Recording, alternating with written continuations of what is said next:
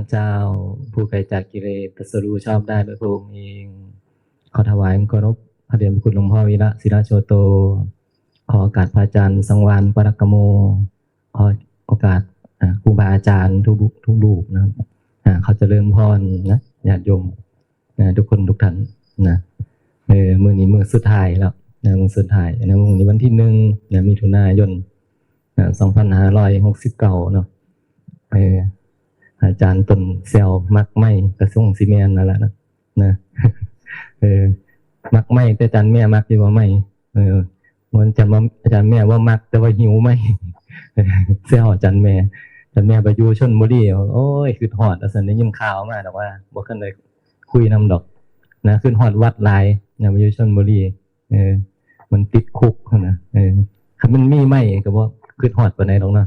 อันนี้ว่ามีไม่ก็เลยคือหอดวัดอันนี้อันนี้ช่วงเศร้าปาลบถ้ำในมือเศร้าอันนี้เป็นพระตลกที่มีกรรมฐานนิดหน่อยเนาะเทศกรรมฐานบ่ค่อยได้โดนแบบเทศกรรมฐานนี่มันอยากออกไปทั้งตลกนะฮะเรียกว่าพระตลกที่มีกรรมฐานนิดหน่อยก็เลยเทศกรรมฐานให้ฟังกันก็ได้อยู่ก็เป็นว่าเทศบ่ได้แต่ว่ามันหันบ่หลายนะเทศได้บ่หลายครูบาอาจารย์ให้โอกาสตอนเสาร์ได้ยินเสียงสมัครกับวัดกระเทศประจำมาแล้วจนแม่ชีนิวัดจนเบื่อแล้วนะฟังดูหลายจนขี้คร้านฟังแล้วเทศดูจนแม่ชีสุพรรณขึ้นเมื่ออยู่บ้านหมดแล้วไปเราขี้คร้านฟังนะเราโอ้ยหนีเมื่ออยู่บ้านมือนั้นเห็นกลับลงมานะไม่อยู่บ้านหลายมือกลับมาแล้วเรื่องกรรมฐานก็จะกับฟังหลวงพ่อเทศซุมือเนาะผู้ใดอยู่ประจำก็เลยบ่ใคร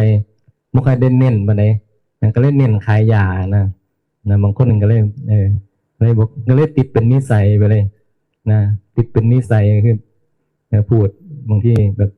มันคำพูดเป็นคำก็ยังเรื่องมันมีเรื่องที่พระอาจารย์ต้นมันเซลอยู่เมื่อวานนี้แม่ซี่มาใส่พระอาจารย์เฮ็ดนั่นเฮ็ดนี่ว่าซั่นมันเป็นจังซี่ความเป็นไปเป็นมานะมันเกิดจากอาจารย์กึมอาจารย์กึมเพิ่นฟังเทศฟังเทศอาตมาพระอาจารย์ฟังเทศเพิ่นก็เลยถามว่าโอ้อยู่วัดสังคุยคือเป็นตะบุญไหว้เด้อเนาะแม่ชีแม่ชีแม่พามมันก็หลายเนาะ20 30 30กว่ารวมๆกันแล้วมันก็มัน30ขึ้นหมดแล้วฟังเทศก็ต้องไปส่งเป็นตะบุญไหว้แต่ว่าซั่นนั้นเป็นจังใดว่าซั่นก็คืออยู่ได้ว่าซั่นว่าเพิ่นมาถามมื้อนั้นไปรับพาเพิ่นไปรับพ่อกับโยมแม่เพิ่นอยู่บ้านมันสิมาอยู่นำในจังมือวันนี้เพิ่นก็เลยถามก็เลยบอกว่าโอ้บ่ธรรมดาเด้เจ้าจังหน่อยนึงสิบ่ได้ใส่สบู่สระผมเลยว่าซั่นเลยบอกเพิ่นเขาก็บอกติดตลกกันนะมันสิบ่ได้ใส่สบู่สระผมหรอจังหน่อยนี่ว่าซั่นเป็นยังล่ะมันสิบ่มีผมให้สระแล้วซั่นผมก็แห้งหน่อยอยู่ว่าซั่นผมแห้งหน่อยอยู่ก็เลยบอกอาจารย์กึมมันก็เลยสงสัยเอาไปบอกให้พระอาจารย์ตนฟังก็เลยเพิ่นก็เลยนำมาแซวว่าเอ้ยแม่ซี่นี่ใส่แต่พระไปเฮ็ดนั่นเฮ็ดนี่จริงๆก็บ่ได้มีหยังดอกใส่ได้ก็เป็นเฮาก็จะดูแลสงเคราะห์กันเนาะมันบางสิ่งบางอย่างมันกับมีความจำเป็นนั่นแหละวะเอาง่ายๆมีความจำเป็นบางที่บางอย่างเฮาก็ซอยกันได้ก็ซอยกันไปบางที่ก็ลุงชาติเนี่ยอุบาสกนี่วัดนั่นแหละซอยเฮ็ดนั่นเฮ็ดนี่ได้ที่มันซอยกันได้หาได้มันเกินกำลังเห็นบ่เกินกำลังก็ไปจ้างเพิ่นหาสร้างหาหยังมาเฮ็ดก็เฮ็ดเฮาก็เฮ็ดเท่าที่มันเฮ็ดได้หั่นล่ะไว้ตัวอาตมาเองบ่ได้เป็นทุกข์นะบ่ได้เป็นทุกข์แต่ว่าเข้าใจอยู่ครูบาอาจารย์เพิ่นก็เป็นห่วงเห็นผู้น้อยๆจ่อยๆสงสัยเมซี่รุ่มแหนว่าแหนกินเนื้อเบิดเหลือแต่กระดูกเพิ่นก็สิเป็นห่วงแล้วเพิ่นก็เลยโอ้ยเมซี่นี่บ่ได้เรื่องก็สิว่าก็แม่นอีหลีล่ะทั้งเทื่อเข้าไปนี่บ่ได้ออกมาง่ายเด้ได้พายยามเข้าไปแล้วเดี๋ยวก็น้ำเดี๋ยวก็ไฟเดี๋ยวก็อันนั้นพังอันนี้ห่างจนเล่นหลี่อยู่ รีเข้าไปแล้วก็รีออกมาบางทีเป็นแบบมังสันอีดีได้บางมือแต่ว่ามันก็ว่าเป็นทุกครั้งนะโดนครั้งนะโดนครั้งแต่บางครั้งก็มีมันก็มีงานให้ไปเฮ็ดซอยนั่นซอยนี่นะไว้นะฮะจ้างสร้างกับจ้างยากไงนะงานเล็กๆน้อยๆเขาเจ้าก็ไปอยากมาดินะทั่วเอื่นเขาเจ้าก็ต้องโอ้ยมาว่างแล้วนะก็เลยคนที่อยู่ในวัดก็เลยต้องอาศัยอาศัยเฮ็ดซอยกันทำความดีตามความพร้อมตามเหตุตามปัจจัยตามคำสอนพระพุทธเจ้าเฮ็ดไปก็เรียกว่าเฮ็ดเป็นกรรมฐานเฮ็ดเป็นกรรมฐานกิจกรรมของเฮาทุกอย่างเป็นกรรมฐานหมดนะแม้แต่เรื่องไม่ชี้ทะเลาะกันยังก็เป็นกรรมฐานเรื่องไม่ชี้คนนั้นคนนี้จมให้กันเป็นกรรมฐานถ้าเฮาศึกษาธรรมะเฮาจะมองว่ามันเป็นเครื่องวัดกิเลสเฮาไงได้เอามาละกิเลสหลวงพ่อมันจะพูดบ่อยๆเนาะพูดเรื่องว่าเนี่ยเกี่ยวของกับคนเนี่ยมันเอามาเฮ็ดเพื่อละกิเลสเลยคนบางคนเนี่ยขั้นคนใดเขากิเลสเขาก็บ่สามารถที่จะละกิเลสได้มามันก็ต้องไปแก้ที่คนที่ว่ากำลังฝึกตนเองกำลังพอมีกำลังเนี่ยพอมีปัญญาเนี่ยคือขันแก่คนในกิเลสปัญญาหน่อยยังบ่ได้ก็ต้องมาแก่คนที่เขาพอมีสติมีปัญญาเห็นบ่ทุกคนก็บ่ได้หมดกิเลสเพราะว่าขั้นหมดกิเลสแล้วก็เป็นอรหันต์ผู้ใดหมดกิเลสแล้วบ่มีปัญหาเลยผู้นั้นก็พระอรหันต์ไงเพราะมันจะบ่เสพสังขารแต่ที่เหลือมันก็ยังมีกิเลสตัวอาตมานี่บอกอยู่ว่ากิเลสยังหนากิเลสยังหนาก็เลยบอกว่าโอ้ยบ่รับลูกศิษย์บ่รับลูกศิษย์ทั้งนั้นแหละมีหลายๆเตรียมวัดอยากเฮ็ดจังไดก็เฮ็ดหมดอยากจัดการกันจะฆ่ากันตายก็ถ้ากุศลอย่างเดียวเนี่ยเพราะว่ายังคันเฮาไปรับมาบ่ได้สาหัวแน่นอนอาจารย์แม่คันไปรับผิดชอบเบิดสุคนอยู่ในวัดนะหัวบ่ได้สาแซวเมซี่อยู่มือปงผมนั่นตอนนั้นเพิ่นพากันปงผมอยู่โรงครัวพอดีเอาไปพอแม่แก้วพ่อแม่ชี้อะไรเนี่ยนะคันนี้ปัญหาดูบ่ต้องจงไว้หูว่าซั่นจงไว้ก็บ่ฟังเทศนี่โกนเอาให้เบิดทั้งหัวทั้งหูนะว่าซั่นจักสิจงไว้ให้หยังเนาะหลวงพ่อเทศให้ฟังปันกันก็บ่มีหูเด้จงไว้ก็ยังมีเรื่องอยู่หั่นน่ะก็เลยบอกให้โกนออกเบิดเอาซั่นบ่ต้องจงไว้บ่ต้องจงไว้ยังไว้ว่าซั่นกันไปรับกันเฮาไปรับเอาเบิดซุอย่างเฮากันหนักแสดงว่าเฮากำลังมีเรื่องแล้วเนาะมันบ่ไปตามคำสอนหลวงพ่อเด้ผู้ใดสิมีเรื่องเฮาก็เบิ่งพิจารณาเบิ่งสิแก้ได้บ่ปัญหานี่มันสิแก้ไขได้บ่คันแก้ไขพอแก้ไขได้พอพูดพอคุยพอบอกกันได้ก็บอกเบิ่งเบิ่งเพิ่นจะบอกกันได้ก็บอกคันเบิ่งแล้วบ่ส่งสิได้เว้าเบิ่งแล้วคุยเบิ่งแล้วบ่ส่งเฮาก็ปลงซะก็ไปแก้ผู้เพิ่นไปบอกผู้เพิ่นฮู้ผู้เพิ่นพอมีปัญญาอยู่เพิ่นก็สิเพิ่นให้เพิ่นไปแก้ตัวเองมันก็จะจบไปคนใดที่เขาปัญญาหน่อยกิเลสหนาเฮาก็เคยเป็นคนกิเลสหนาเนาะเฮาก็รู้ดีแต่ตอนนี้มันก็หนาอยู่หรอกแต่ว่ามันก็พอฮู้แล้วว่ามันกิเลสหนาแต่ก่อนนี่โอ้บ่ฮู้ได้ว่ากิเลสหนาแม่นบ่ซั่นบ่ได้ยอมคนง่ายๆบ่ได้ฟังให้เด้ดื้อด้านมึนดื้อดันทุรังนั่นแหละสิฟังสิคิดอยู่บ่เตือนตรงๆแล้วก็แล้วอ้อมๆแล้วก็แล้วอันบ่ซั่นบอกตรงๆมันก็มันเห็นมันบ่ฮู้นี่แล้วมันบ่เข้าใจก็เพราะว่ามันหนานี่นะอันนี้คำว่าหนาคำว่ากิเลสหนากิเลสหนาปัญญาหยาบนี่มันจริงไงของจริงนี่ดีแหละมันก็เลยบ่รู้บ่คือมันคือจังคนเบิดความคิดนั่นน่ะไว้ซ้ำไปเว้ากับหมานั่นแหละมาก็มันก็เว้าเบิ่งหน้าถ้ามันมีแนวมันกินก็กินคือคันเฮากิเลสหนาเฮาก็สิอยู่นำครูบาอาจารย์แค่ความเมตตาของเพิ่นเท่านั้นแค่ความเมตตาคือว่าเพิ่นสงเคราะห์เฮาได้เฮาก็อยู่นำถ้าเพิ่นสงเคราะห์เฮาบ่ได้เพิ่นบ่เลี้ยงเฮาก็หนีมันก็สิคล้ายๆหมาแมวหยังสิแม่นบ่ซั่นน่ะเพิ่นบ่มีข้าวเกียบ่มีแนวให้อยู่ให้กินก็หนีเพราะว่าบ่ได้หวังมาอยู่เพื่อสิมาเอากิเลสออกเด้บ่ได้คิดว่าโอ้ยมาอยู่วัดนี่สิมาเอากิเลสออกบ่ได้ว่าบางทีมันก็แซวอยู่มาอยู่วัด ก็เหมือนหมาเหมือนแมวว่าซั่นคันเฮาเข้าใจเนี่ยนะมันสิบ่มีแรงต่อต้านเนี่ยคันเฮามีปัญญาจังซี่แบบเออนะเฮามาเฮาบ่อยู่เฮาบ่เอายอมเอากิเลสออกมันก็เหมือนหมาเหมือนแมวนะให้เอามาก็มีเขาวให้กินไง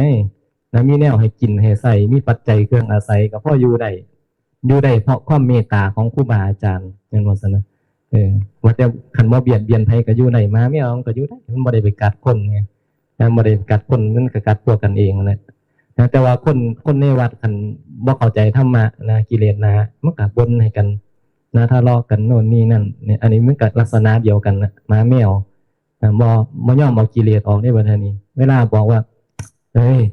ไปจัดการกิเลสเจ้าของเนี่ยนะครับบ่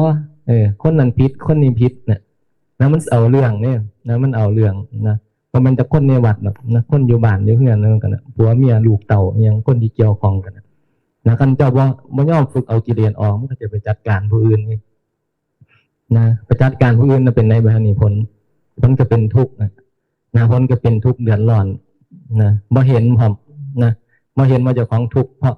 กำลังจัดการอยู่แต่ถ้าเรามีการศึกษานะมีความเข้าใจเขากำลังฝึกลากิเลสคนใดจัดการได้ก็จัดการนะคนใดจัดการบ่ได้เฮ็ดหยังบ่ได้คันมันบ่เป็นเรื่องข้อขาดบาดตายมันบ่หนักบ่หนาเขาก็มีกิเลสเฮาก็มีกิเลสก็บ่แม่นว่ามันบ่มีกิเลสนะก็มาพิจารณาเบิ่งค่อยเป็นค่อยไปก็เลี้ยงกันไปนั่นแหละดูแลกันไปจริงจังยังมันบ่ได้ดอกนะโลกสมมุติเนี่ยนะมันบ่มีหยังบ่ควรจริงจังไงบ่ควรไปจริงจังกับมันเพราะมันเป็นเรื่องสมมุตินะทุกเรื่องนั่นเป็นเรื่องสมมุตินะเป็นเรื่องสมมุตินะสิ่งที่เป็นสมมุติก็บ่ควรไปยึดมั่นถือมั่นนะตัวตนที่เฮามีอยู่นี่นะเป็นของสมมุตินั่นนี่เนี่ยเฮ็ดให้มันเข้าใจแล้วมันก็จะได้วิมุตติอันว่าตอนนี้มันก็ยังหลงสมมุติอยู่นี่นะมันหลงสมมุตินั่นก็เลยจริงจังกับเรื่องสมมุติไงถ้าเฮาเข้าใจธรรมะจริงๆแล้วมันก็จะสิ่งที่ปรากฏอยู่นี่มันก็เป็นแค่สิ่งที่มันสมมุติขึ้นมานะมันมีอยู่ตามเหตุตามปัจจัยของมันเห็นว่ามันจะมองเห็นเลยว่าทุกอย่างมันมีไปตามเหตุตามปัจจัยของมันนะมันบ่มีผู้ใดไปตั้งนั่นตั้งนี่มันว่าเป็นเกิดขึ้นมาจากอันนั้นอันนี้มันเกิดจากความบ่เข้าใจธรรมะหรือวิชาความโง่หลงเกิดจากความโง่นะทุกสิ่งทุกอย่างนะที่มันปรากฏอยู่ข้างหน้าเป็นนั่นเป็นนี่คนนั่นเป็นจังสั้นคนนี้เป็นจังสี่บอกว่ามันบ่มีคนเท่ากับบ่เข้าใจนะบางคนนะจะให้มันเป็นคนนั้นคนนี้จะเอาเรื่องคนให้ได้นะมันจะเอาเรื่องกันให้ได้นะบ่ว่าผู้ใดนะเพราะว่ามันเป็นตัวเป็นตนเนี่ยมันเห็นเป็นตัวตนนะแล้วก็ว่าเห็นคำว่าเนี่ยกำลังเห็นว่านี่นะสิ่งที่ปรากฏอยู่ข้างหน้านี่มันเป็นตัวตนเพราะเกิดจากความโง่อันนี้มันบ่รู้จักไงว่าเจ้าของโง่นั่นว่าซั่นนะบ่เห็นความโง่บ่เห็นความโง่บ่เห็นกิเลสเอายังไงนะบ่รู้ว่าตัวเองมีกิเลสมีความโง่ก็เลยอยู่แบบโง่ๆแบบหลงๆนะมันก็บ่ต่างกันกับหมาแมวคือจังเพิ่นว่าบางทีเพิ่นเทศน์คันเฮาบ่มีปัญญาเฮาก็ฟังเฮาก็บ่รู้สึกหยังนี่ดอกนะบ่รู้สึกหยังเพิ่นสิว่าหมาว่าแมวก็เอาไปนะเหมือนเสามีหูก็เหมือนหูหมอเพิ่นว่าโกนออกหูเอาไว้ขันหัวเรามีไว้แต่หอยหัวไว้ซื้อมีมองหอยก็มาหอยหัวเนาะหูนี่เนาะถ้าเป็นหูหมอยังก็มีตะปูหอยอยู่เด้อันนี้หูคนจังสิไปหอยใส่ไว้เห็นว่าซั่นนะมาหอยใส่หัวไว้บ่มีประโยชน์หยังนะคันยามโกนคันแม่ชีผู้ใดเว้ายากโกนออกแซวแม่สุพรรณละมื้อนั้นมันก็หัวแอ๊กๆนี่แม่สุพรรณว่าซั่นนะกลับมาแล้วว่าซั่นโอ้ยมาอีกแล้วนะใหญ่ไปอยู่นำคิดฮอดคิดเห็นยามใดคิดเห็นพอเห็นหน้าแม่สุพรรณยามใดคิดฮอดพระอาจารย์แม่เสริมยังอยู่บ่นี่จันแม่เสริมยังอยู่บ่ยังอยู่3ก้อนเสานี่โอ้พระอาจารย์เก่าหัวเลยพระอาจารย์ก็สิผมหน่อยมันคันแม่นบ่นี้แต่ละองค์แต่ละคนนี่โอ้ยนะก็เลยไปกองให้คุณจริงๆแล้วของเฮามันหน่อยอยู่แล้วนะของอาตมานี่บ่เป็นห่วงดอกในเป็นห่วงแต่ครูบาอาจารย์นั่นล่ะอาตมานี่มันหน่อยนะบ่จังหน่อยก็สิบ่ได้บ่มีมือโกนน้ำมูจังหน่อยอยู่นำเมซี่หลายๆโดนไปก็สิบ่ได้มีมือโกนในวันนี้นั่นสิมีฮอดมื้อวันพระหมู่เพิ่นมีมือโกนก็บ่มีแล้วโอ้ฮอดวันพระแล้วเนาะว่าซั่นเนาะบ่ได้โกนน้ำมู อันนี้ว่าตลกซึ่งอาจารย์กึมมันก็เป็นห่วงนะเป็นห่วงนะย่านนะเห็นอยู่หลายไงเห็นเอาเทศมันเท่าจมอ่ะนะจมเห็นจมไอ้เมซี่จมอันนั้นอันนี้มั้งนะมันฟังมันแอบฟังเทศอยู่ได้เวลาไอ้อาตมาไล่สดมันเป็นFCแฟนคลับอยู่เนี่ยแอบฟังทำข่าวอย่างเลยเป็นห่วงสิบเอาสู่กันฟังก็บ่ต้องก็บ่เป็นยังหลายดอกอยู่ได้ขั้นมือใดอยู่บ่ได้กิเลสมันหนาทนบ่ไหวก็หาซื้อส่งยื่นให้ได้พระอาจารย์เด้อก็สิบอกแล้วว่าโอ้ยบ่ไหวแล้วล่ะว่าซั่นในกิเลสหนาอยู่บ่ได้สงสัยสิได้จากในล่าแล้วบ่อ้างว่าโอ้ยบวชซื้อออกไปกับปฏิบัติได้ดอกบ่อ้างวางซั่นดอกมันบ่สมเหตุสมผลเนาะจันแม่เนาะบางผู้บางคนมาอยู่วัดนำบอกโอ้ยบ่บวชก็ได้ดอกว่าซั่นแต่งตัวเป็นนาคก็ได้โกนหัวแล้วบ่บวชก็ได้ว่าซั่นเพราะว่าเป็นโยมกับปฏิบัติได้ว่าซั่นเข้าทางกิเลสทันทีเด้บ่เห็นในว่ากิเลสมันเกิดนะบ่เห็นว่าเจ้าของกำลังโดนกิเลสเล่นงานผู้บวชอยู่ก็ว่าเฮ้ยสึกออกไปก็ได้ดอกว่าซั่นเป็นโยมกับปฏิบัติได้อยู่ยังว่าอยู่มันบ่ซั่นคำว่าโอ้กิเลสมันหนาอยู่บ่ไหวแล้วว่าซั่นในกิเลสมันเผาเสียขอลาก่อนกันนั้นก็ยังพอฟังขึ้นอยู่เนาะเหตุผลก็คือกิเลสมันหนาขั้นอยู่ไปมันสิเป็นบาปนั่นสิบอกเรื่องเป็นบาปมาแล้วก็มันนึกถึงว่าโอ้หลวงพ่อนี่นะมีหาแต่ลูกศิษย์คักได้มาให้เพราะว่ารุ่นได้มันรุ่นได้ท่านผู้ใดบ่ถึง100บางทีก็เกิน100นะขาดเกินนี่ไปเป็นลูกศิษย์ครูบาเก่งไปเหรอวะนี่สงสัยสิเห็นว่าอาจารย์กับพี่บาให้กันบ่แล้วส่งมาให้นะส่งแต่คักได้มาให้เมื่อวานผู้ใดมันก็เลยแบบโอ้ยเฮาสงสัยเฮาลองมาพิจารณาว่าพิจารณาเจ้าของอยู่ว่าโอ้ยมันเข้าทางไว้แล้วมันไปทางเขาแล้วซั่นก็เลยว่าพิจารณาให้กันละนะอันผู้ใดอันคักแน่นี่ส่งมาให้เราได้หลวงพ่อไปว่าซั่นได้เป็นลูกศิษย์อาจารย์เก่งว่าซั่นเป็นลูกศิษย์ครูบาเก่งว่าซั่นนี่แหละไอ้เรื่องกิเลสเนาะมันก็วายๆดังนะถ้ามันยังหลายอยู่มันก็เปลี่ยนไปในเบิดขณะที่เขาขากันตายขาตัวตายในเรื่องบุญไหว้ทั้งหลายมันก็เห็นในคนเป็นผีบาเรื่องกิเลสนาไงนายห้อกันยังนาอยู่มันก็มีความเสี่ยงไงมีโอกาสเป็นไปในวันโลกกิเลสของคนเพิ่นเรื่องบอกว่ามาปฏิบัติธรรมมาชำระกิเลสนี่เป็นไปคือพระนิพพานอดเอาทนเอาเด้อกิเลสมันนาก็ต้องทนลายเนี่ยผู้ใดนาลายก็ต้องอดทนลายผู้ใดเบาบางมันก็บ่ได้อดทนลายเนี่ยเฮ็ดแล้วมันก็สบายมันไม่แรงกดดันเนี่ยคนใดโอ้มันนาเนี่ยมันก็มีแรงกดดันลายเฮ็ดตัวตนเนี่ยมันก็กดดันเพราะมันมีตัวกูตัวตนเนี่ยเป็นผู้เฮ็ดเฮ็ดแล้วมันก็มีความขาดหวังมีความขาดหวังแล้วมันก็ผิดหวังสมหวังมันก็เดือดร้อนแต่การเฮ็ดแบบเฮ็ดเป็นแบบผู้ภาวนามีการศึกษามันก็ไม่ต้องไปขาดหวังกับมันหลายได้ก็ได้เมื่อใดก็ว่าได้ก็แค่นั้นแหละนะอีกหน่อยเขาก็หามไปเผาทิ้งเห็นบ่เฮ็ดเพื่อละให้บ่ได้เฮ็ดเพื่อว่าเฮาสิได้ดีมีเป็นหรือเฮาสิเป็นยังเฮาบ่ได้คิดแบบนั้นบ่ได้คิดเรื่องเฮ็ดให้มันได้ให้มันดีให้มันมีให้มันเป็นนั่นเป็นนี่ให้มันสมหวังอันนั้นอันนี้บ่เฮ็ดให้มันหมดความยึดมั่นถือมั่นให้มันละมันปลงเรื่องศาสนาเมื่อไว้เรื่องศักดิ์สิทธิ์อิทธิฤทธิ์ปาฏิหาริย์พอสิเข้ามาแล้วมันสิสมหวังดังใจปรารถนานี่มาอ่อนวอนมาขอร้องอยากได้นั่นอยากได้นี่มาบวชก็มาบนไว้ขอไว้อยากให้มันสำเร็จดังใจบางทีมันก็บ่เป็นไปตามที่เฮาต้องการเนาะคำมันบนได้ขอได้เขาก็ขอกันสำเร็จกันเบิดก็มีกระทรวงบนบานศาลกล่าวกระทรวงวิเศษสร้างขึ้นมาเห็นแต่ลมพอบันเทศคือบ่ตั้งสนาวสันกระทรวงเวทมนต์กระทรวงเสียศักดิ์สิทธิ์สิ่งศักดิ์สิทธิ์บ่เห็นตั้งขึ้นมามาดลบันดาลประทานพรให้อันนี้มันก็มีแต่หลอกถูกหลอกหลอนไอ้ความโง่ของคนเนี่ยมันจะถูกกิเลสมันหลอกจะได้นั่นจะได้นี่เห็นว่าตัวตนบ่เห็นหรอกบ่เห็นธรรมคำสอนของพุทธเจ้าบ่เข้าใจ คำว่าสัมมาทิฏฐินี่มันก็ยากนะมันยากอยู่นะเฮาสิได้สัมมาทิฏฐิแต่ละคนนี่โอ้ย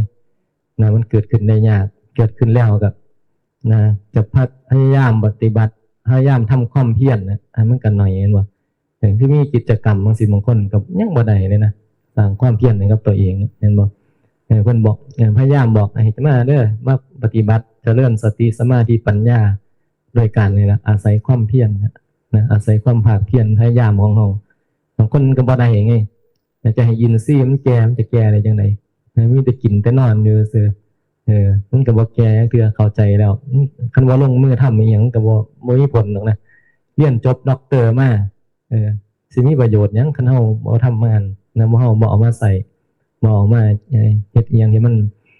เป็นประโยชน์กับตัวเองแม่นบ่ซั่นบ่ลงมือทำด็อกเตอร์จบมาก็เอามาแปะไว้ข้างฟ้าซื่อข้างฟ้าบ้านเฮาได้โชว์ว่าเนี่ยด็อกเตอร์พอได้เขียนขึ้นนำหน้าซื่อมาเป็นด็อกเตอร์แม่นบ่ซั่นนะก็บ่ได้ประโยชน์อีหยังนะก็ผู้อื่นเข้าไปกินหมดคือเก่าเนี่ยแม่นบ่เฮาบ่ปฏิบัติเอาภาวนาเฮาก็บ่ได้หยังนะเฮาบ่ฝึกตัวเองก็บ่ได้หยังมันอยู่ที่ตัวเฮาจริงๆนะไม่มีผู้ใดมาฝึกแทนเฮาไม่มีผู้ใดเฮ็ดแทนเฮาได้ฝึกแล้วมันก็เฮ็ดให้เฮาบ่ยึดมั่นถือมันบ่ได้มีหยังนะฝึกแล้วมันเฮ็ดให้เฮาเข้าใจชีวิตขึ้นว่าชีวิตมันอยู่ไปเพราะอีหยังมันมีอยู่นี่มันเป็นไปเพื่ออีหยังไงแล้วมีเป้าหมายที่ว่าฝึกไปแล้วเนี่ยเป้าหมายของมันคือทุกข์ของเฮามันจะลดลงไงนะแรงกดดันนะความเครียดต่างๆความสับสนสงสัยมันจะลดลงนะถ้าเราเข้าใจธรรมะเนี่ยนะทุกข์ที่เกิดจากความโง่ที่มันเคยมีนะทุกข์ที่เกิดจากกิเลสนะที่มันโง่หลงชอบมีเรื่องชอบหาเรื่องชอบสร้างปัญหาเป็นตัวปัญหามันก็จะลดลงเห็นบ่แต่ก่อนนี่โอ้ยเจอยังบ่ได้หรอกมันจะมีเรื่องกับสิ่งนั้นเป็นผู้จัดการไงนะผู้จัดการอาจารย์แม่เศร้าเป็นผู้จัดการแล้วเนาะแซวแต่อาจารย์แม่นี่ว่าผู้จัดการดีนะจัดการดีเลยก็มีคุณความดีหลายไงแต่จัดการดีก็มีคุณความดีหลายก็ดีนะการเป็นผู้จัดการนี่ทุกหน่วยงานทุกองค์กรก็ต้องมีผู้บริหารผู้จัดการอะไรมันก็จะถูกว่าซั่นนะแต่วัดแซวอาจารย์ตนนั่นเนี่ยตั้งแต่วัดอาจารย์ตนก็ยังมีผู้จัดการเลยที่ผู้จัดการได้ข่าวมาอาจารย์กึมมาบอกให้ฟังอยู่โอ้ผู้จัดการใหญ่เนี่ยมีอยู่ได้เขาเสนอว่าผู้ใดบุญ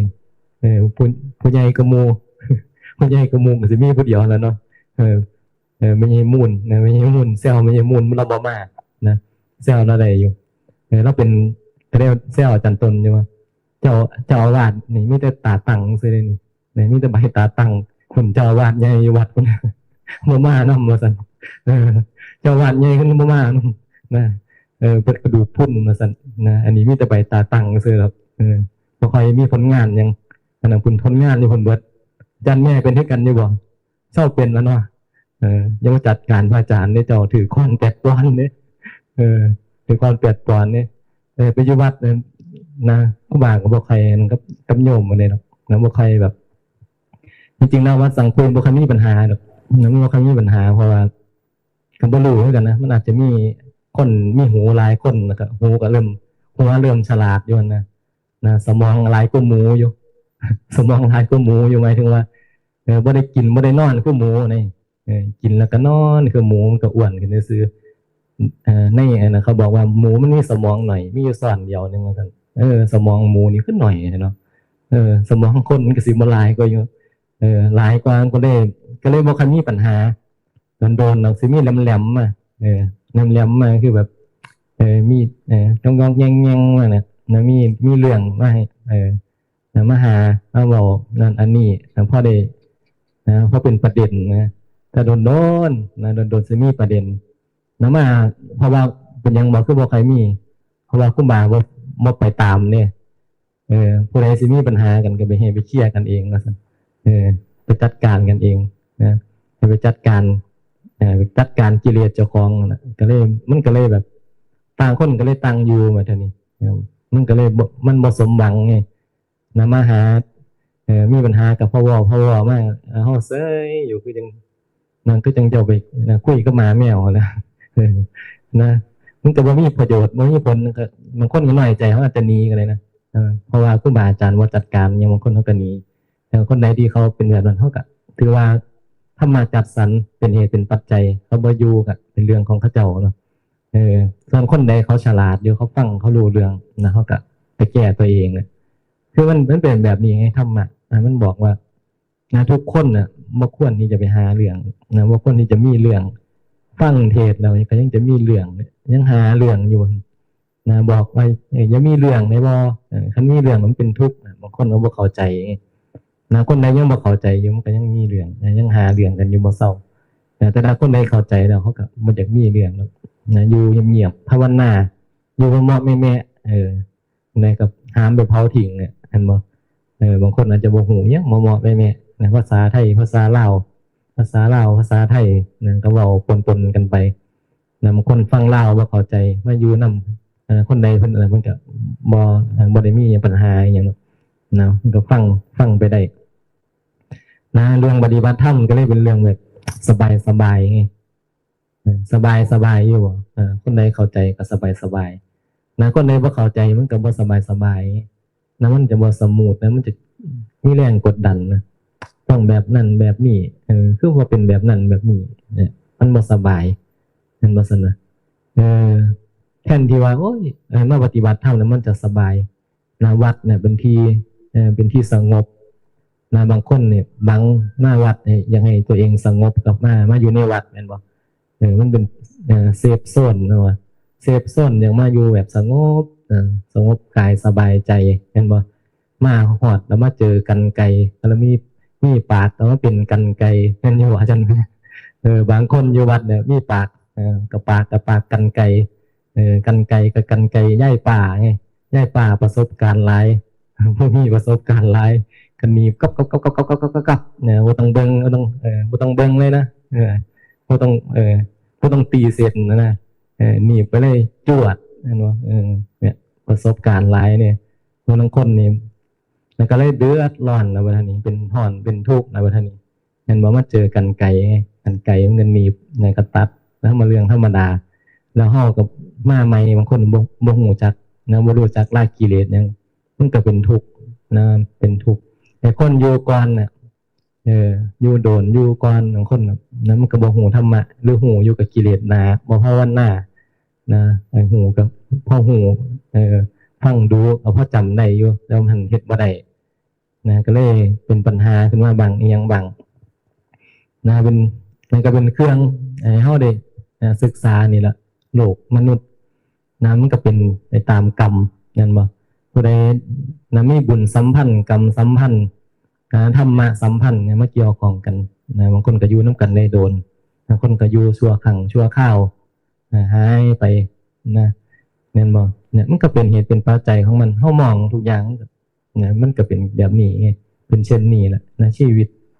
เฮาก็เจอยังผ่านยังมาแน่ตอนจะเกิดมานี่ถามดูนี่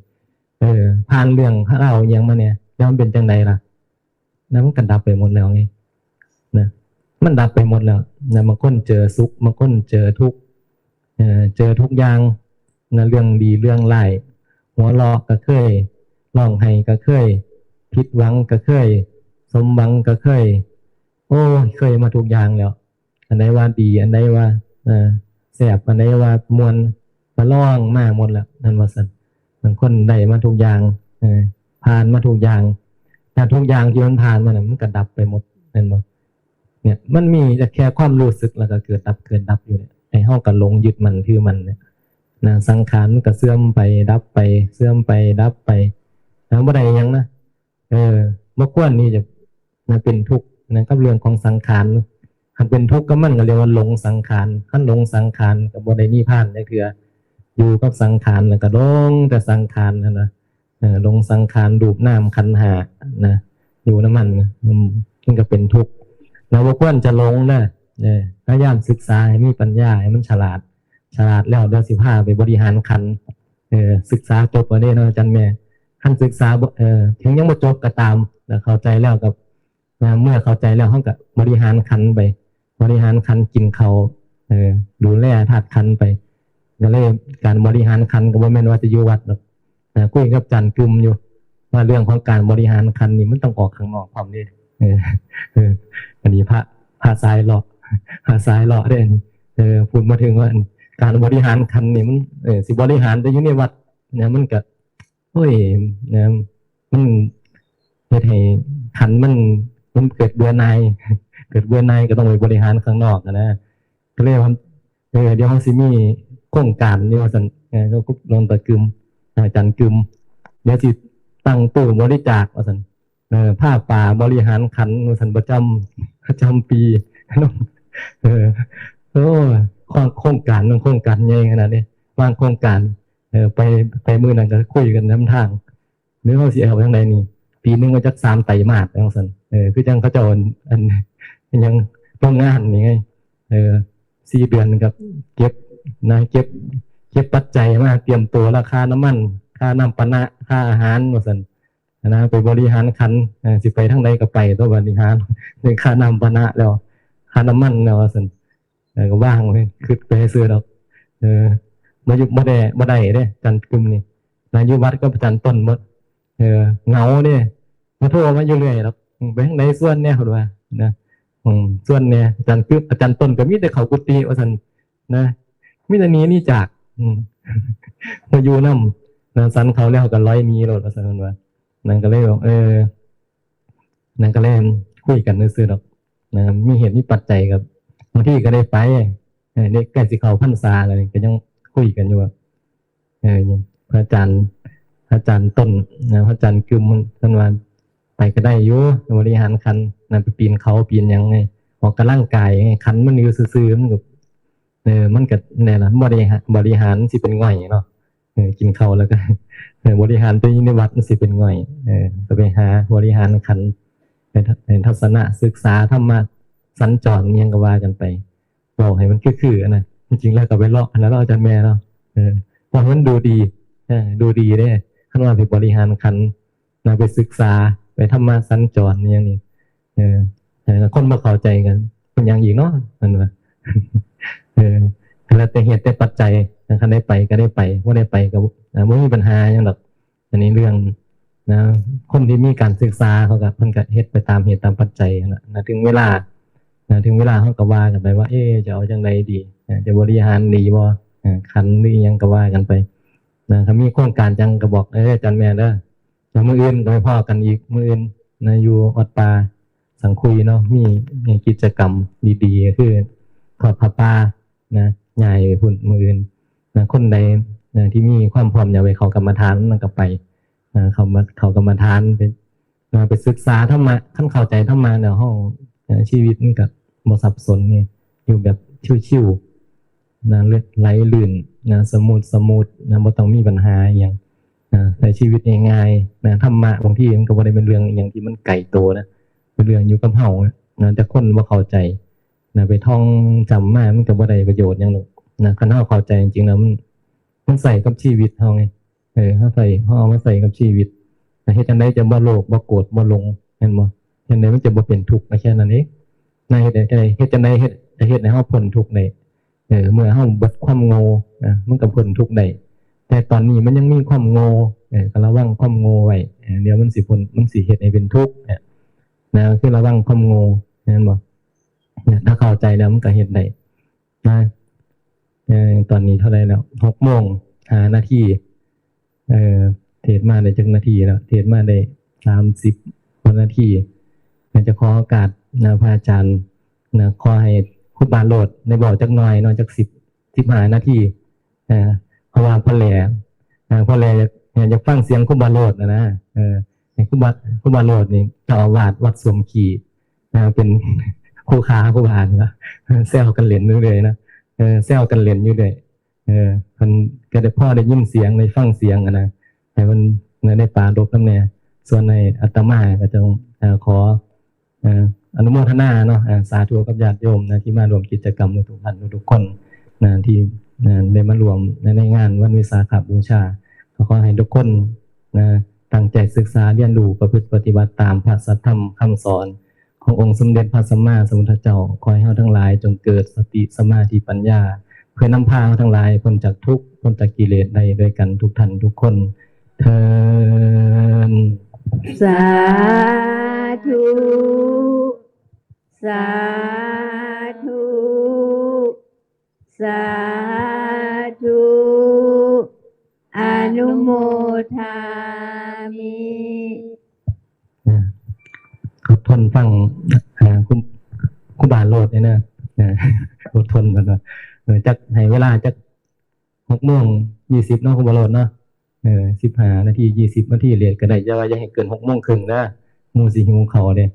มันเคยจับไม้เทศ2 ชั่วโมงมาแล้วเด้อาจารย์เมซี่สุพรรณนิมนต์ลง เซลล์ขอโอกาสพระอาจารย์ให้คุณบาโลดในปาลบ